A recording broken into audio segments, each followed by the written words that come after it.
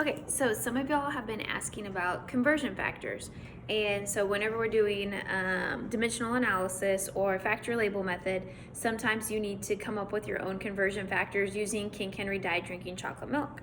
And so we're going to go over that, and we're going to talk about how to do that and break it down into steps and give you examples, and so that way we can get more familiar with it. But first, you need to know your conversion factors.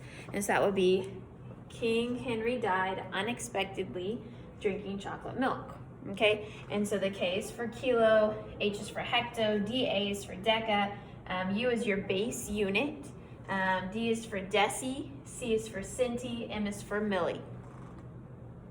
To just kind of show you examples of their symbols, if you ever have two letters, or if you just have a letter by itself, I guess I should say, that's your base unit. If you look here, these are all by themselves. So you just have liters, grams, meters. So that's your base unit. Everything else is pairing up. So you have the KL, and HL, and DAL, and then you just have L, your base unit, and then you have DL, CL, ML. Okay, same thing with grams. It's literally the same pattern every single time. The only thing that you're changing is your base unit. So grams is going to be kg, hg, dag, then we have base unit g, dg, cg, mg. Same with meters.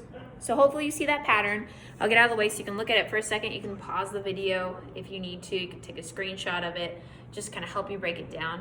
There's a couple more base units that I didn't provide in here, but they follow the same pattern. So I could have kept writing my my prefixes in black and then my base units in blue, and you would see that.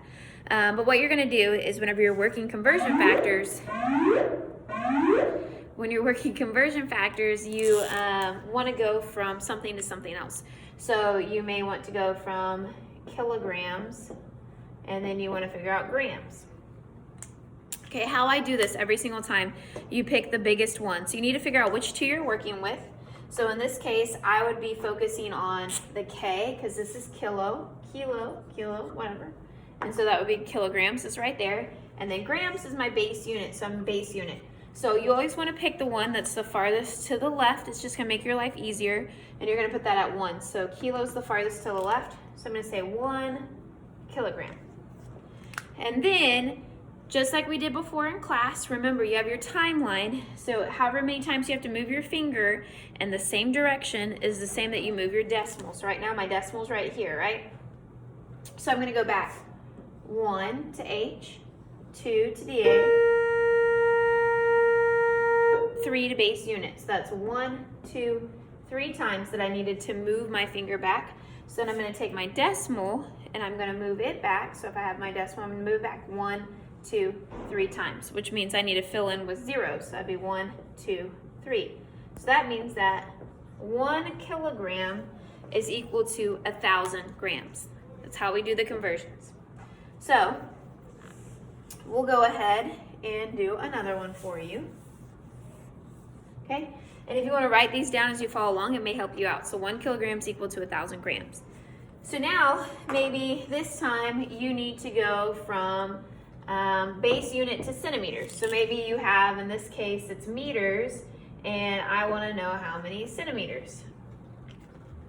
Again, you are going to take your base unit in centimeters. So we find base unit, which would be meters, and then centimeters is right here. So I'm going to go back 1, 2, okay? I set this guy to 1, so that's where I start out. So he's my 1, so I start there and I go back 1, 2. So that means I'm going to take my decimal and I'm going to move it back 1, 2. So I fill in, and so then 1 meter to 100 centimeters, or 1 meter is 100 centimeters. Okay, so you're using the King Henry died, and you're just going backwards. So another example, if we needed to go from, let's do kiloliters to, and you wanted to go all the way to milliliters, you could do it one of 2 ways. You can just make one big conversion, which totally works. And it's probably what I would do when working the problem. Or if you need to break it down, you can go from kiloliters to liters, and then you can go from liters to milliliters. So we'll do all 3 of them just to try to help you out. So the first one we're going to do is kiloliters to milliliters. So I'm gonna find the things that I'm looking for.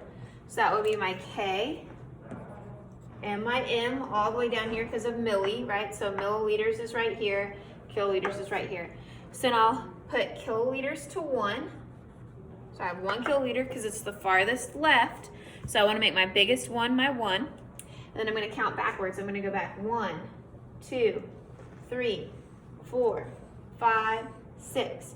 So that means I'm going to take my decimal and I'm going to move it back 1, 2, 3, 4, 5, 6. So I fill in with my zeros.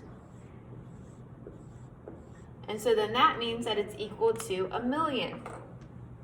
So when I write it in, I would say 1 and then 0, 0, 0, and I didn't leave myself enough room, but it would be 1,000,000. Okay? So then I can do the same thing with kiloliters to liters. So I'm going to say 1 kiloliter because it's the farthest, and I want to know how many liters because I'm going from K to my base unit liters.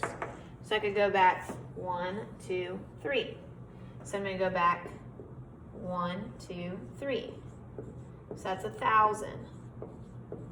Okay?